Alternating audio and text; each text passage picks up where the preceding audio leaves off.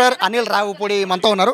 Sir యాక్చువల్గా regular questions నేను అడగను కానీ ఒకటి సార్, మీరు చిరంజీవి గారితో సినిమా తీశారు, బాలకృష్ణ గారితో కూడా తీశారు, వెంకటేశ్వర గారు తీశారు, ఇంకా పెండింగ్ ఉంది నాగార్జున గారు. సో నెక్స్ట్ ఇయర్ నాగార్జున గారితో రావచ్చా అనిల్ రావుపూడి గారు? ఖచ్చితంగా నాకు నేను ఆల్రెడీ చాలాసార్లు చెప్పాను, అవకాశం వస్తే ఖచ్చితంగా నాకేం చేయడానికి అభ్యంతరం లేదు. హోప్ మంచి ప్రాజెక్ట్ సెట్ అవ్వాలి, మంచి కథ సెట్ అవ్వాలి. అండ్ యా, ఇక్కడ రెండు సార్, బాలకృష్ణ గారు, చిరంజీవి గారు, ఈ వీళ్ళిద్దరికి ఫుల్ కాంపిటీషన్, అంటే ఫ్యాన్స్ పరంగా కాంపిటీషన్, ఫ్యాన్ వార్ కూడా చాలా ఎక్కువ ఉంటుంది. ఇద్దరితో కూడా సినిమా తీశారు. సో వీళ్ళిద్దరిని కలిపి ఏదన్నా ఒక కెమెరాలో పర్లేదు కానీ ఇద్దరితో కలిపి చూడాలని చాలా మంది ఫ్యాన్స్ కొన్ని ఏళ్ళుగా ఎదురు చూస్తున్నారు. అది మీకు మాత్రమే సాధ్యం అవుతుందని కూడా ఇండస్ట్రీలో అనుకుంటున్నారు. ఏమంటారు? నాకు కూడా ఉంది. బట్ 50 years సెలబ్రేషన్లో చిరంజీవి గారే చెప్పారు ఏదైనా అద్భుతమైన కథ రాయండి అని, ఆయనే హింట్ ఇచ్చారు. బట్ అది ఎలాంటంటే ఇద్దరు రెండు ఒక మాస్ ఇమేజ్ ఉన్న హీరోలు, అది చాలా అద్భుతంగా కుదరాలి కథ. అది రాయటం అంత ఈజీ కాదు. కథ కుదిరినప్పుడు అలాంటి వండర్ జరిగితే బాగుంటుంది. అది నేను అందరిలాగే ఎక్స్పెక్ట్ చేస్తున్నాను. మీ టైటిల్స్ డిఫరెంట్గా ఉంటాయి సార్. ఈ టైటిల్ మనశంకర్ వరప్రసాద్ అండి. చిరంజీవి గారు అసలు పేరు చాలా మంది మర్చిపోయారు. చిరంజీవి గారి పేరు రిజిస్టర్ అయిపోయింది. సో మళ్ళీ పాత పేరుని తీసుకురావడానికి కారణం అండి మీరా, చిరంజీవి గారు సజెషన్ ఎవరు? నేనే చెప్పానండి.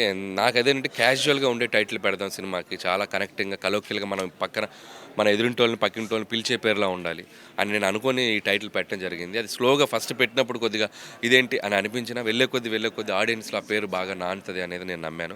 సో అనుకున్నట్టు ఈ సినిమా టైటిల్ కూడా బాగా కనెక్టింగ్గా అనిపించింది. అందులో ఆయన ఒరిజినల్ పేరు పెట్టడం ఇంకా బాగా కనెక్ట్ అయ్యింది. చాలామంది రివ్యూ రైటర్స్కి మీరు ఆపోజిట్గా సినిమాలు చూస్తున్నారు. ఎందుకంటే వాళ్ళు ఎక్స్పెక్ట్ చేసి మీ సినిమా చూసిన వెంటనే వాళ్ళకి రివ్యూ ఇచ్చేస్తారు యావరేజ్ అని. బిలో యావరేజ్ కూడా ఇచ్చిన సందర్భాలు నేను చూసాను సార్. బట్ సినిమా చూస్తే బ్లాక్ బస్టర్ అయిపోతుంది. సో రివ్యూ రైటర్స్కి క్వైట్ ఆపోజిట్గా ఉంటే డైరెక్టర్ మీరే. సో ఈసారి ఏం చెప్తారు రివ్యూ రైటర్స్కి? అది నాదేం లేదు, అది ప్రేక్షకులే. నేను కాదు ఆపోజిట్ ఉంది, ప్రేక్షకుల జడ్జిమెంట్ ఆపోజిట్ ఉంది.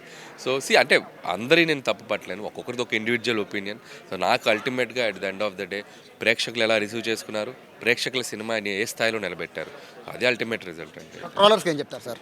సో నేను ఎప్పుడు it's a part of the life అండి. అంటే ఎవ్రీబడి, నాకే కాదు ప్రతి ఒక్కరూ ఫేస్ చేస్తున్న ఇదే.